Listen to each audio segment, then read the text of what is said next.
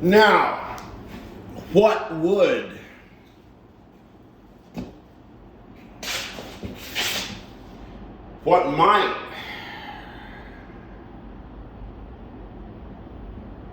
be ordinarily understood as a abstract, tedious, dry investigation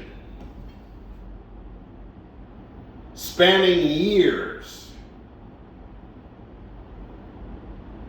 and spanning academic research journals and monographs and niche positions, the stuff of which careers are made. Yes, all of that. Now, how is the material for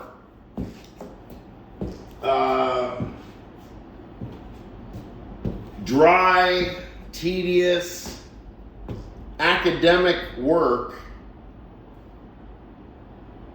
that is so technically specialized that the audience for it is roughly half a dozen people in the world? Does such subject matter exist?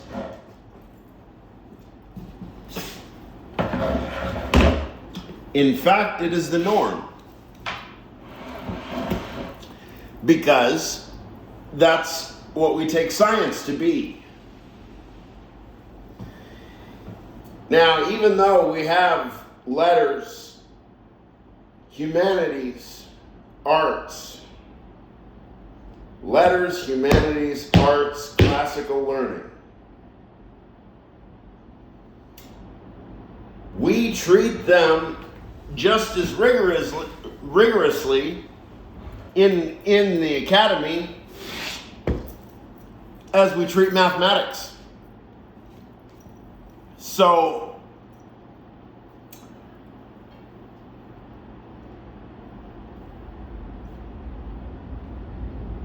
most broadly, we move under theories of unity. Even if they're restricted unities, we're always looking in some sense to create new unities.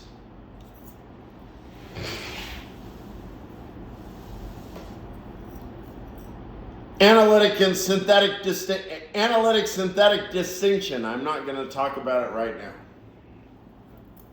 but just so we're on the same page. Now, here is the subject matter, and I hope you will pardon me because it's personal, and I've tried to make it as impersonal and objective and so forth, because I've tried to. I try to be a good philosopher.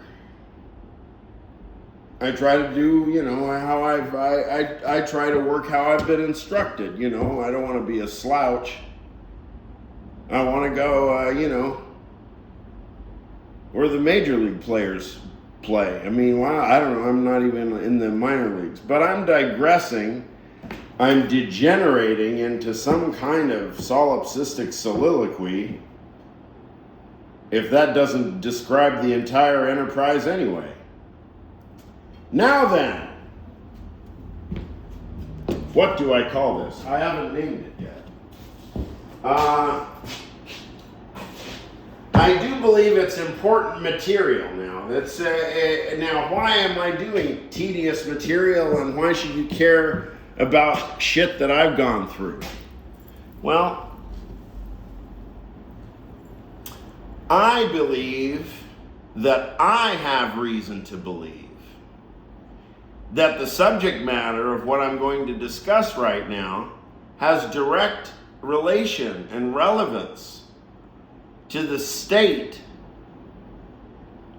of what we take to be appropriate behavior in society in the United States in 2026. Appropriate behavior, conventions, mores, etiquette, Emily Post, right? Everything your parents, all the ways your parents taught you how to behave when they weren't beating you, right? Sorry. Okay, now you've got the foreshadow. It's not foreshadowing, is it? Is that like a cold open? No, the cold open would have happened much further back. Okay.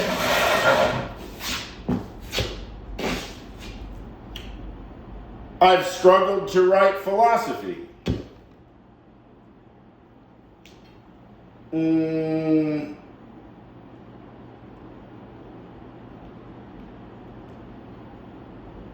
But not for lacking the love of it.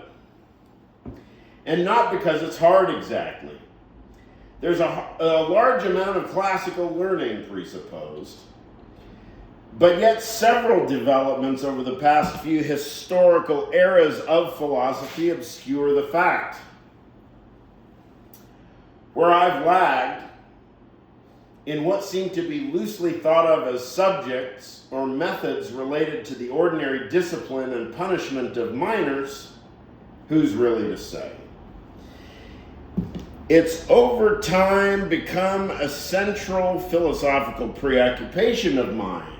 Learning styles, together with the idea of broader implications of these styles, especially if this might be an aspect of our society and culture we tend to overlook or ignore. After all, who doesn't know what parental discipline and punishment are in terms of it being wholly absent from their life experience? This is a fundamental question. Call it the first question, the discipline and punishment of minors. Now, suppose variability in the discipline and punishment regime. According to the individual phenotypic affective response variability, and this variability might range right from total catastrophe, it's the end of the world, right? Because you licked the butter knife and your parent gave you a dirty look and you were mortified for the next 3 years, right? So that's the very extreme. That's on the one side, catastrophe. And on the other side, the child doesn't even notice. The child might,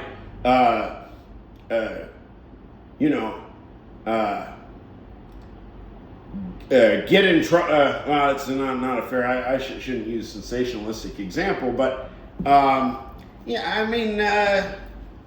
lick the butter knife.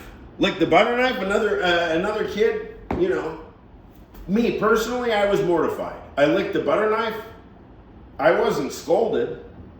I was simply, informed that wasn't the behavior for that context. It was simply explained to me.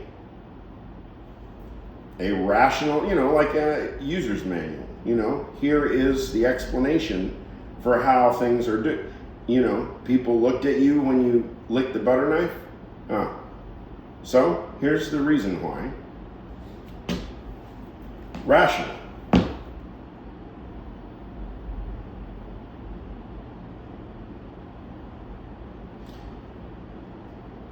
So this falls into all these distortions. I'm very, very much going into my first person accounts, which is to be bracketed especially because it's touchy subject matter.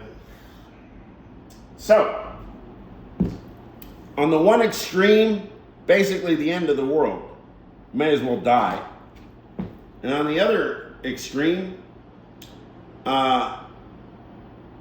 you give your kid a couple of whacks on the rear end, and they run off and go play, and they literally don't even remember it happening. It's plausible too. So that would cover the whole range. One is catastrophe, the other one is non-event. Okay.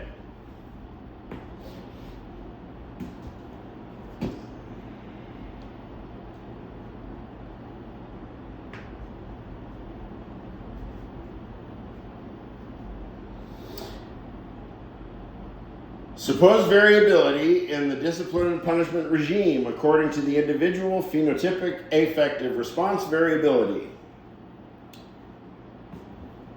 So the variability, the catastrophe to no big deal, the environment, including whatever accepted Darwinian coordinates are canonical. So what? Individual, phenotype, environment, parents, Darwinian coordinates. That's the idea. If we compare the individual's unique upbringing and exposure to parental discipline and punishment with typical expected or say well-documented pedagogical methods, practices, mores, conventions, and behaviors of teachers in the society at a time and place, we propose that there is a research discipline latent here with much easy preliminary experimental work remaining undone by little more than time, initiative, resources, excuses, or some combination of those. If we pause for the question of import, we might hope that simply the concept of a learning disability, held in mind at the very same time as the foregoing considerations, so everything I just said, plus now think the concept of a learning disability. All that shit, but then there's learning disabilities.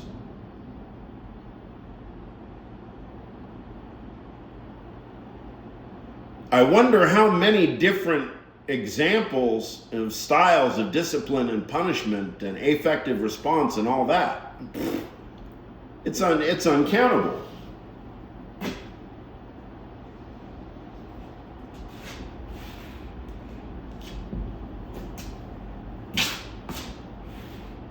If we pause for the question of import, we might hope that simply the concept of a learning disability held in mind at the same time as, so, hold in mind the concept of a learning disability together with all that stuff and foregoing considerations might inspire some new questions, if late, which is likely. Okay, well, what the hell does this have to do with defending the Constitution of the United States? I will tell you. Exactly one of our two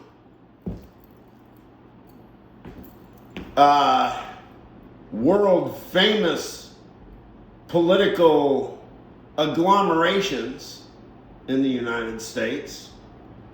Only one.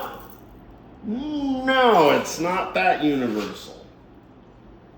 I was going to say we only associate discipline and punishment with one of our world famous political factions. Of course, that would be wildly incorrect. If you've ever met a Jesuit, you know a hard left liberal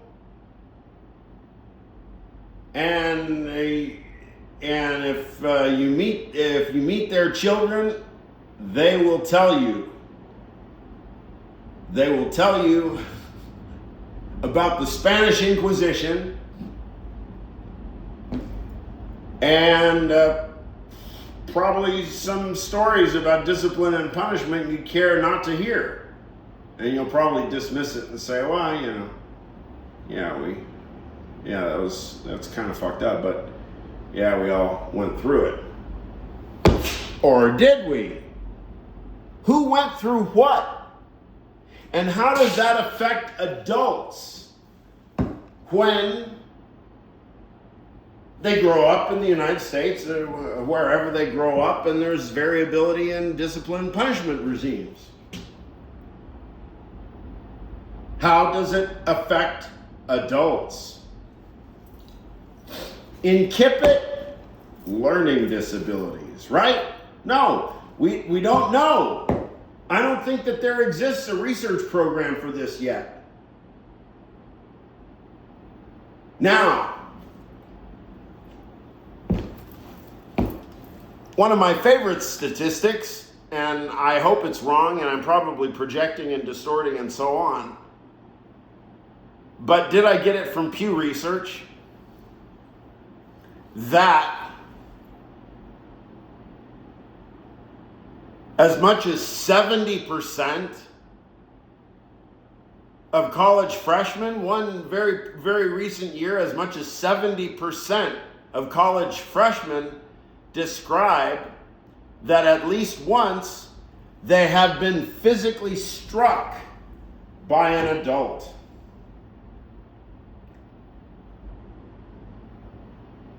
Now, when I saw that number, I just about had a fucking heart attack. And then when I started telling people, sounds kind of high, doesn't it? Well, I guess we like to beat our children here.